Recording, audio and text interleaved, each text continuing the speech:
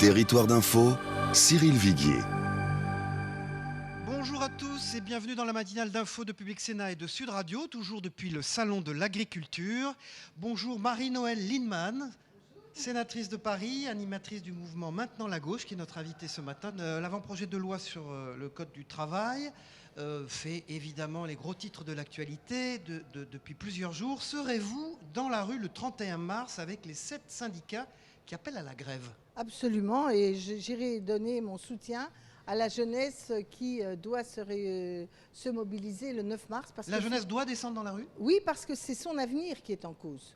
C'est essentiellement pour les nouveaux salariés que se joue cette grande vague de précarisation. Vous demandez le retrait du projet de loi travail ? Oui, parce que je ne dis pas du tout qu'il ne faut pas revoir notre code du travail. En particulier, il est vrai que l'évolution avec le numérique modifie quand même un certain rapport au travail. Il y a vraiment un vrai travail à faire. Donc moi, ce que je propose, c'est qu'on l'abandonne et qu'on remette au travail un dialogue social sur quels sont les points clés qui pourraient d'abord faire consensus vite, et ensuite ceux où il faut un équilibre d'ensemble. Avec la jeunesse dans la rue, Michael Zames. vous pensez que ça peut se terminer comme le CPE de l'époque de Dominique de Villepin?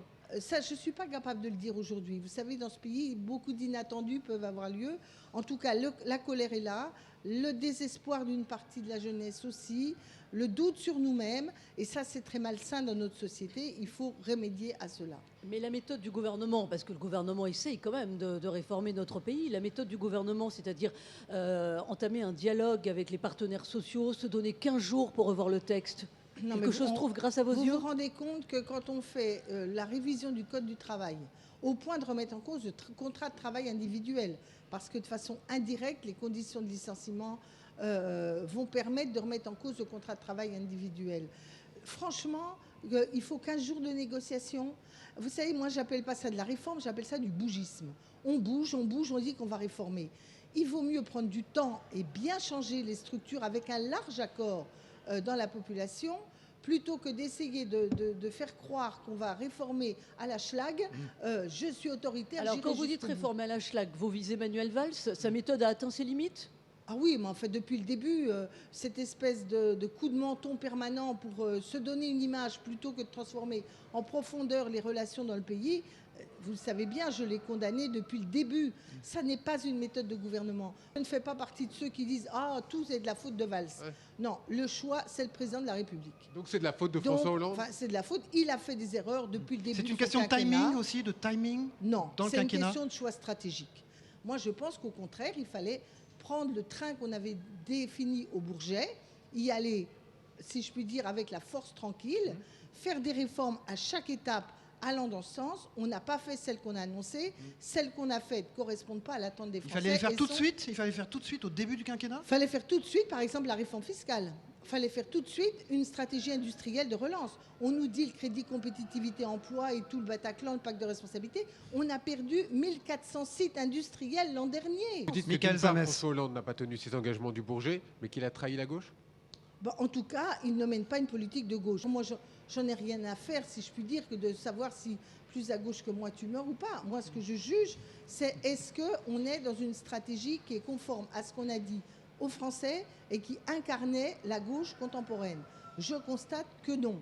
Et d'ailleurs, pour ma part, je ne rentre pas dans le petit jeu là qu'on nous fait croire. Quel petit jeu, madame Le petit Lienemann? jeu qui serait de dire « Oh, tout est de la faute de Valls ». Mais si on avait Macron, le jeune Macron, C'est pareil pour vous? entouré de jeunes de gauche... Mais vous avez vu, dans son micro-parti, donc ça veut dire que lui aussi se prépare? Écoutez, justement, c'est ce que je voulais dire. Est-ce que vraiment la priorité aujourd'hui, c'est des effets de cours et de commencer à se préparer uniquement pour la présidentielle au cas où, si jamais je suppute? Les Français ont besoin de gens qui tiennent leur cap. Moi, j'ai caché à personne que j'étais prête à être candidate et que je serai candidate s'il y a des primaires. Mais pour moi, la priorité, c'est qu'il y ait des primaires. Deux, vous savez, je me méfie de ces incarnations personnelles. La Ve République nous fait croire cela. Quel est le camp aujourd'hui qui a l'homme providentiel? Personne. Marie-Noëlle Lienemann, notre invitée ce matin. En tout cas, François Hollande vous a répondu par avance dans Elle cette semaine, puisqu'il dit qu'il est toujours socialiste, déjà. Très bien, Bon. pourvu que ça dure. Deuxièmement, il se dit féministe. Est-ce que ça vous a surpris, cette interview dans Elle?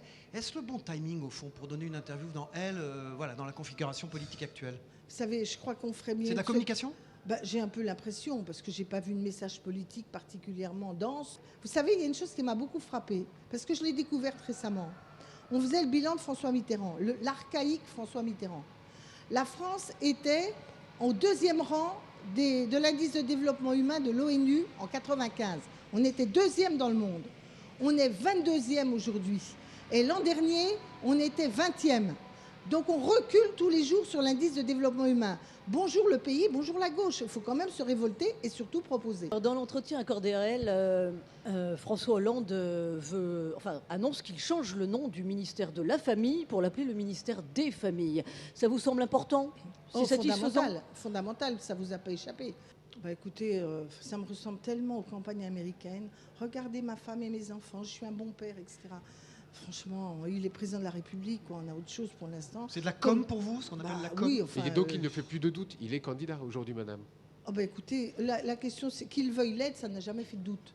Qu'il puisse l'être, ça c'est une autre chose qui n'est pas réglée à mon avis. Comment la France a pu accepter, alors là c'est pas François Hollande, comment a-t-on pu accepter d'être les gendarmes, les policiers en lieu et place de la Grande-Bretagne? Mais au nom de quoi on dépense de l'argent, on discrédite une ville comme Calais, les malheureux, qui a plein d'atouts, au nom du fait qu'on doit être les gendarmes de la Grande-Bretagne? Moi, je dis qu'en Europe, les Anglais, ils créent en permanence ce rapport de force et ils gagnent. Et nous, on ne crée jamais le rapport de force et on perd. Donc maintenant, il faut créer le rapport de force. La France a perdu sa voix au niveau européen, on le voit ici, nous sommes Ça, au Salon de l'Agriculture, aussi au Salon de l'Agriculture. Bien sûr. Le 14 mars prochain, il y a un grand rendez-vous important.